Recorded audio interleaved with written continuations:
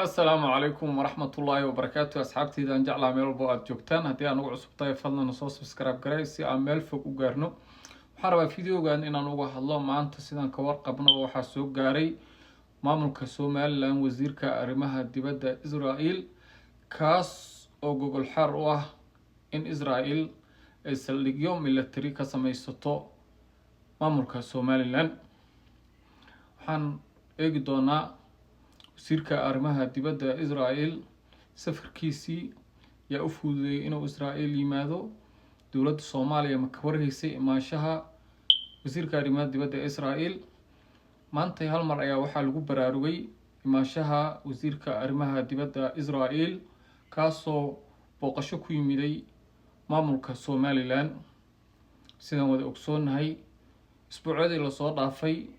waxay Israel aqoonsatay maamulka Somaliland ayadoo taas ay ka biyadiiday dowladda federaalka Soomaaliya wasiirka arrimaha dibadda ee Israel maanta wuxuu gogol xaar u ahay dhul ay rabto maamulka Yuhuuddu inay ka helaan maamulka Somaliland taas ayaana caqabad weyn ku noqon doonto dowladda Soomaaliya su'aashiis weydiinta leh ayaa ah dowladda federaalka Soomaaliya ma ka warhaysay imaashaha wasiirka arrimaha dibadda ee Israel maadaama xogo ogaal ay sheegayaan inuu soo raacay diyaarad laga leeyahay Imaaraadka taasoo u soo fududeysay safarkiisa uu ku soo gaaray maamulka Somaliland waxaan wada ogsoonahay dowladda federaalka iyo wadamo badan oo ka tirsan caalamka inay ka biyadiideen aqoonsiga ay Israel u aqoonsato Somaliland sida ay aaminsan tahay dowladda federaalka ee Soomaaliya Somaliland waa dhul ka mid ah dhulka Soomaaliya soddonkii sano ee la soo dhaafay maamulka Somaliland waxay raadinayeen ictiraaf ay ka helaan caalamka balse uma suurtagelin walow hadda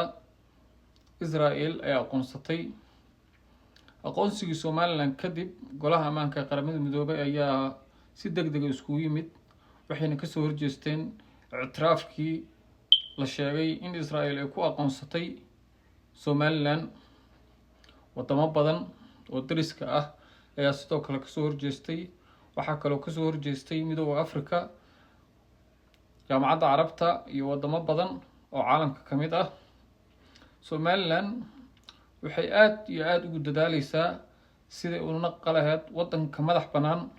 Soomaaliya walow taas dhib badan oo hortaagan tahay dhibaato badan ay u soo martay dowladda Soomaaliya waxay ku adkeysanaysaa inaan Soomaaliya xilligan la kala goynin sidoo kale haddii aan fiirino istiraatiiji ahaan halka ay ku taalo Somaliland halka ay ku taalo waa dhul aad u istiraatiiji u ah sababta Israel ay u rabto inay dhulkaas soo degtana waxa weeye inay kala dagaalanto Xuutiyiinta Yemen walow Xuutigu uu sheegay haddii xabad uga soo dhacdo maamulka Somaliland inay sidoo kale ay duqeyn doonaan waana arki doonaa waxyaabaha iyo siday noqdaan. Assalaamu calaykum waraxmatullaahi wabarakaatuh.